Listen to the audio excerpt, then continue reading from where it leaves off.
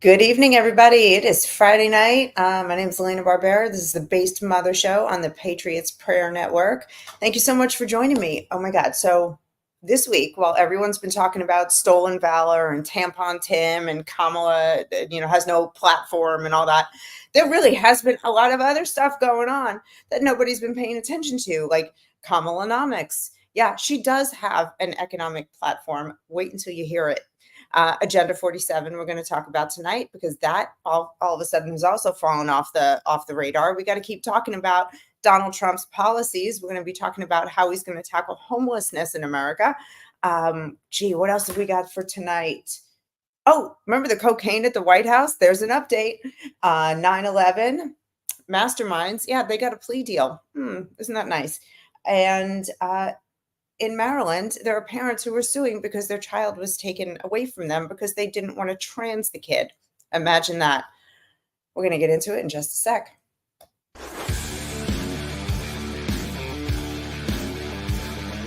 Have you heard of the based mother?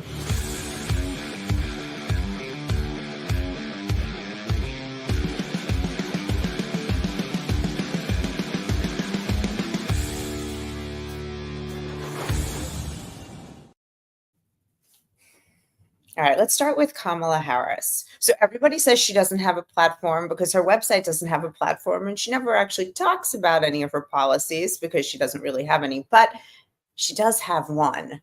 She has an economic policy because she really doesn't have any economic acumen, so she needs help. Let's just take a look at Kamala when somebody asked her about inflation. What else are you going to do to fix this problem with inflation? All right, thank you. Well, let's start with this. Prices have gone up, and families and individuals are dealing with the realities of that bread costs more, that gas costs more. And we have to understand what that means. That's about the cost of living going up. That's about having to stress and stretch limited resources. That's about a source of stress for families that is not only economic, but is on a daily level, something that is a heavy weight to carry. So it is something that we take very seriously, very seriously. And we know from the history of this issue in the United States that when you see these prices go up, it has a direct impact on the quality of life for all people in our country. So it's a big issue, and we take it seriously. Very serious. She takes it very seriously. Things are expensive. Did you hear that? We're just blah, blah, blah, blah, blah. How are you going to tackle inflation? Things are expensive. It's serious. Things are expensive. It's hard for just shut up.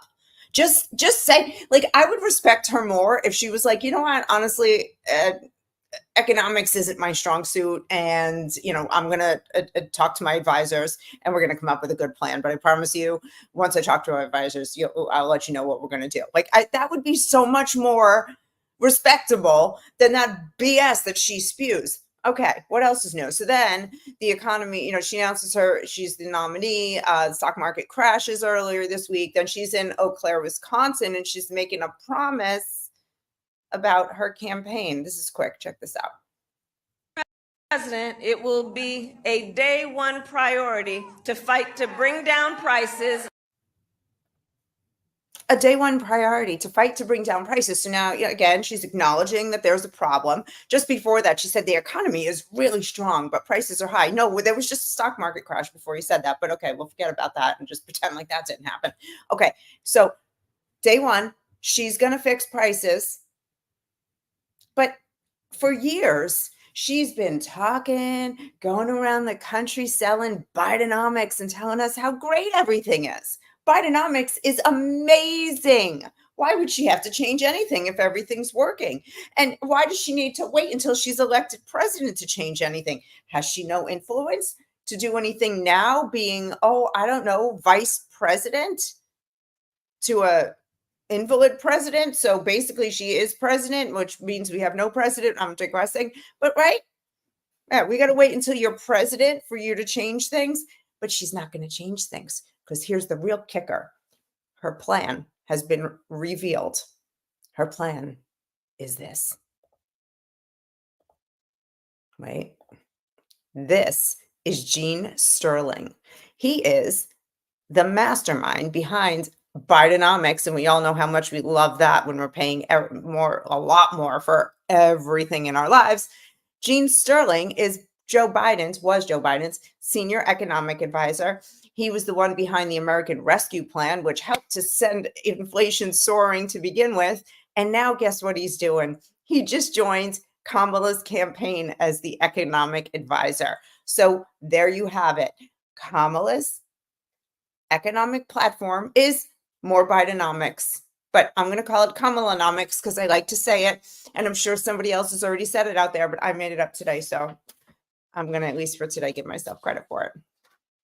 But enough with Kamala. Let's talk about somebody far more interesting and influential, and that is past and future President Donald Trump.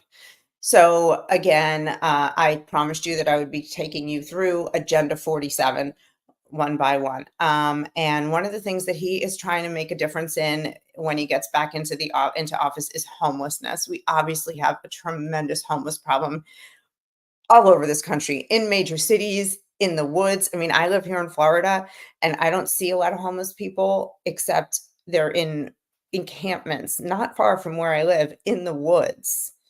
So, they're everywhere, and we didn't ever have this in America, and it's because of Democrat policies and open drug use being allowed. Let's hear what our boy Trump has to say about this. Our once great cities have become unlivable, unsanitary nightmares, surrendered to the homeless, the drug addicted, and the violent and dangerously deranged. We're making many suffer for the whims of a deeply unwell few, and they are unwell indeed. The homeless have no right to turn every park and sidewalk into a place for them to squat and do drugs. Americans should not have to step over piles of needles and waste as they walk down a street in a beautiful city, or at least once beautiful city, because they've changed so much over the last 10 years. Our first consideration should be the rights and safety of the hardworking, law-abiding citizens who make our society function. When I'm back in the White House, we will use every tool, lever, and authority to get the homeless off our streets. We want to take care of them, but they have to be off our streets. All right, so he's got a plan. Right. It's not only is it just like sad to see so many homeless people, most of them are addicted to drugs. A lot of them are dying of fentanyl. There's a lot of violence in the homeless community. And quite frankly, not only just like dealing with human excrement on the streets in places like San Francisco. I mean, I lived in San Francisco 20 years ago when I was young, and there was poop on the side, like human poop all over the sidewalks back then. And I've heard that it's 1,000 times worse now. I won't go there unless I really have to, and I haven't had to. Okay. Here's his plan. First, he wants to ban urban camping wherever possible. So that means he is going to arrest people for camping, but he's not like just being some cruel psychopath. When they're arrested, they are going to be given a choice of jail or rehabilitation. So they'll have a chance to go get treatment and straighten their lives out. And they'll be able to choose that, which a lot of times they don't want that because they have a lot of other problems and they can't get their heads together. Second part of Agenda 47 on combating homelessness is he's going to take some cheap land. There's plenty of cheap land, make tent cities where they're going to bring homeless people, and they're going to be loaded with doctors, psychiatrists, social workers, and drug rehab specialists. So these people can get cleaned up, get the health care they need, and also get on a track to being reintegrated into society. This isn't just some Band-Aid. Come in here, we're going to help you fix your life. That's amazing. That's amazing. Nobody's doing that. Okay. Number 3, if you're just down on your luck, you're that smaller part of the homeless population where like you're just going through a really, really, really rough patch. They're going to help fast track you to get you reintegrated into society with, housing and work and, getting you back on a normal track. That's amazing. Like that, we just need some common sense solutions. addicts will have the opportunity to go into treatment centers. So you have Democrats giving out free needles, free crack pipes. Yes, that really happened. And he wants to give people free rehab. I mean, I really just think that's a better choice, isn't it? And maybe actually people can live a productive life that they can be proud of, or, at least not be the dregs of society. I'm sorry if that sounds cruel, but it's the truth. And the deeply mentally ill, this is my favorite part, will go into institutions. So we see people on the streets who are absolute maniacs, just being a menace to everyone they come in contact with. They need to go into the crazy house. Sorry if that sounds harsh, but you think leaving them on the street and giving them freedom on the street is compassionate? No, it's not. We need to reopen the asylums, beef them up, throw some people in there. And he did say, Donald Trump, the goal is to help them heal and hopefully reintegrate them into society. But if they're not healable, at least they will have a safe, drug-free place to be. Okay, so there's your Agenda 47 talking points for the day. What do we do? Oh, this one's fun. Okay, let's have some fun with the Secret Service now. I'm going to move on. Wait, who's saying here? Somebody said, why work hard for people who choose to be lazy? I assume you're talking about homeless people. We're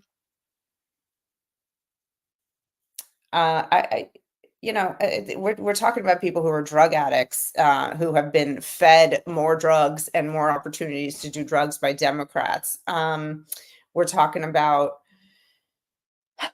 people with severe mental illness. I don't know why. I don't know enough about it to know how we got here, other than, again, the open drug dens and the encouragement of homeless encampments.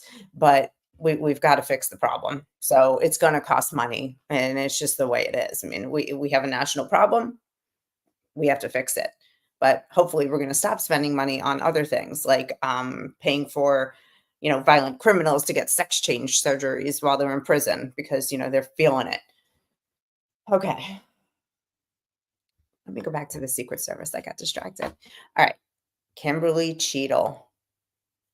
Shame on this lady. This is the one who was in charge when Donald Trump had that assassination attempt against his life on July 13th. And then she gave that pathetic, gross testimony to Congress, where she either lied or, refused to answer questions and acted like she didn't know anything. Ugh, she's just gross.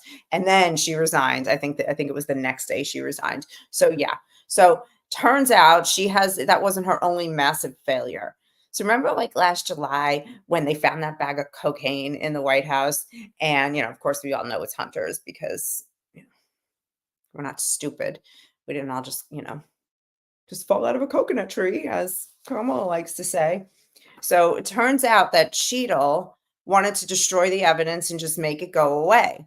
And the guy who found it went to her and was like, listen, I want to open a full investigation. Do you know that he was removed from the case immediately? Just be like, no, we'll take care of it from here, kid. And then there were internal departments that fought her on it and said, we cannot destroy the evidence. We have to at least try. So I think she was probably just afraid, I'm guessing, that the word would get out that she wanted to destroy it. So she said, okay. And she backed off of that.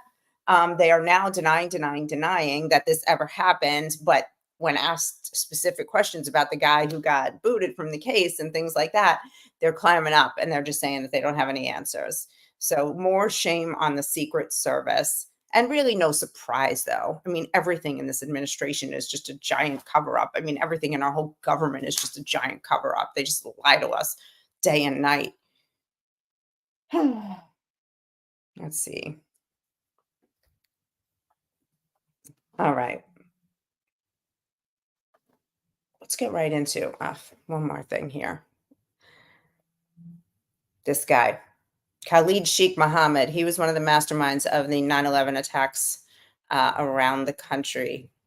It's really hard to believe that was over 20 years ago already. I mean, it feels like yesterday for those of us who were, alive and adults and watching it happen live. I was watching it live on TV. I saw the second tower get hit. I wasn't in New York at the time. But him and two of his accomplices were given a plea deal by Defense Secretary Lloyd Austin. Now, you might remember Lloyd Austin. He's the one who went missing. He just disappeared and went into the hospital for some kind of prostate cancer treatment. And nobody, he's like literally running national defense and never told anybody that he wasn't going to be in the office for a while. And his deputy Secretary of Defense was on vacation on a beach somewhere. So nobody was running the national defense. Remember that? Yeah, this guy. So I already don't trust him. He's already a nitwit. He's a Biden, lackey. He decided to just override the military courts and make a deal with these guys, taking the death penalty off the table.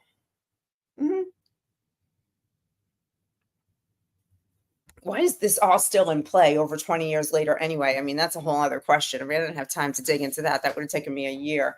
But what I'd like to know is why he thought that he had the power to just override the courts. Because he said that. He said, because this is such a big, serious thing, I'm just going to take this over into my office. Like, who's paying him off? That's what I want to know.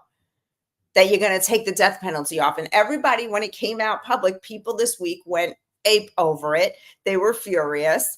And then he was like, oh, never mind, my bad. And he turned around and said, put the death penalty right back on the table. This is what's going on in our government. Do you trust them? Please. I mean, I don't know, man. I don't know what to make of it. I don't know where he gets off with trying to exercise that kind of power. It's pretty gross.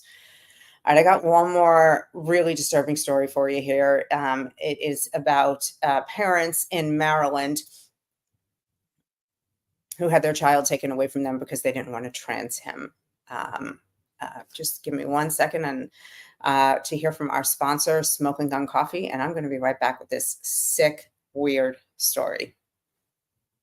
Born in the coastal plains of South Texas, Smoking Gun Coffee is founded by combat veterans that know exactly what a cup of coffee needs to taste like. Run by father and son, each coffee bean is perfected, roasted at 500 degrees, and cooled with a Gulf Coast breeze. Smoking Gun Coffee hand makes and bags each ounce of coffee for maximum customer satisfaction. With every purchase, 10% goes back to organizations that help veterans and local communities. That's Texas made, one bag at a time. To find out more, go to www.smokingguncoffee.com.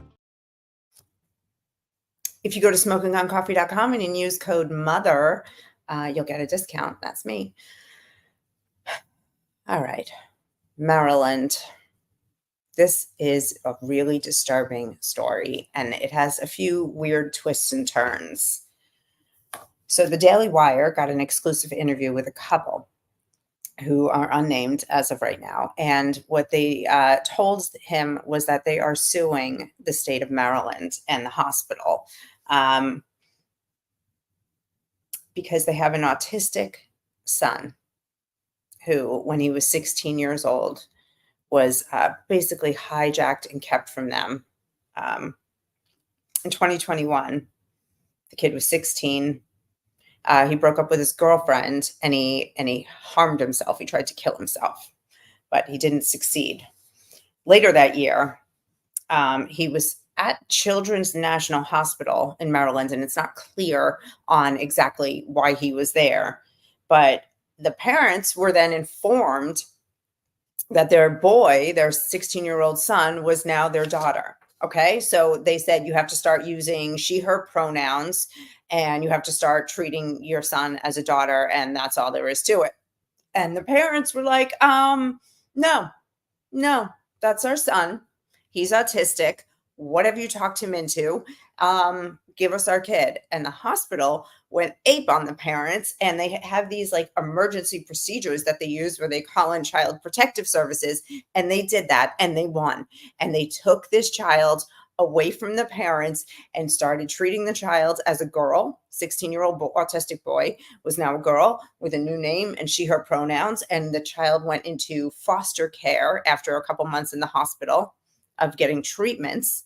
I mean, this is like Imagine being a parent and you're in your house every night knowing that you love your kid and you want the best for your kid and you've never been anything but a good parent, and the state took them away because you didn't want to give your child a sex change treatment.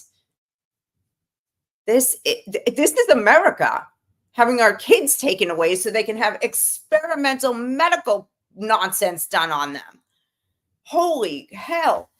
Okay, so the kid was in foster care, and the foster care parent was friends with this chaplain at the hospital who was a non-gendered chaplain, which, by the way, is a complete oxymoron because anybody who's read the Bible and actually studies the Bible and believes in the Word of God know that it's not possible to be non-gendered, and that person had some sort of a prior assault charge. And now that the kid is 18, the kid is living with the non-gendered chaplain from hell. And these parents never did get custody of their kid back. Somewhere in the mix of all this, the child tried to kill himself again. And now the parents are suing for negligence, inflicting intentional emotional distress, religious discrimination, and it has completely wiped them out financially because they have been suing and have had lawyers for all these years trying to get access to their child. And so they're suing for $100 million, which I think is, I'm not a litigious person and I generally don't believe, in suing, but I hope they get every penny of that $100 million because they deserve it. And more importantly, I hope that someday they get their son back more than the money. I mean, I can't even imagine somebody convincing my child that I was their enemy and that they were born in the wrong body and that they need medicalization when they have a perfectly healthy body. It's disturbing. It's evil. If you don't think this is a battle of good and evil, if you think I'm crazy for saying that, that's where our society is at, just keep watching. Keep watching, because I'm planting that seed in your head right now, and I really promise you that you're going to see it soon. This is just going to get worse and worse. In my next show, I'm going to get into the vice presidential pick, Tim Walz, and what he did in making his state a sanctuary state for gender affirming care for kids. So any kid from any state in America can go to Minnesota to get sex change treatments, which is a misnomer because you can't change your sex, to get these treatments, and they will protect the child and their parents cannot come and get them. So he has basically made Minnesota a place where he can kidnap America's children. Yeah, that's actually true. I'm going to get into it in more detail in my next show and I'll read parts of the bill where that is in there. Okay. And the reason I brought up the state seal of Maryland on the screen there is they have a Latin phrase there that, even though they're doing some dark, evil stuff there, is ironically a Latin translation of a biblical verse, Psalms 5:12. And it reads, "For you bless the righteous, O Lord. You cover him with favor as with a shield." So it is about God blessing those who are righteous, meaning those who follow his word and live by his word. And people who are breaking up families, people who are denying a child's, sex as he was created by God, definitely not being righteous by God's definition, not mine, by biblical definition. So if they're not being righteous, they will probably not be covered with the Lord's favor as with a shield. They're all going to get what's coming to them. We all get what's coming to us, good or bad. But Maryland, man, better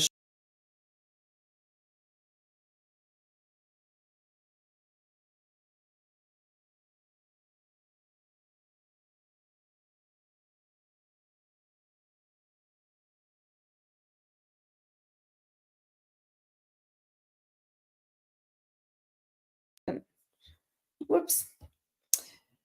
God made them both man and woman. I get not reading the whole thing, but come on, it's in the first freaking book. Yeah, it's pretty clear. Everybody knows Adam and Eve. Yeah. Anyway, guys, that's it for tonight. Thanks for joining. God bless you and God bless America. Y'all have a great night.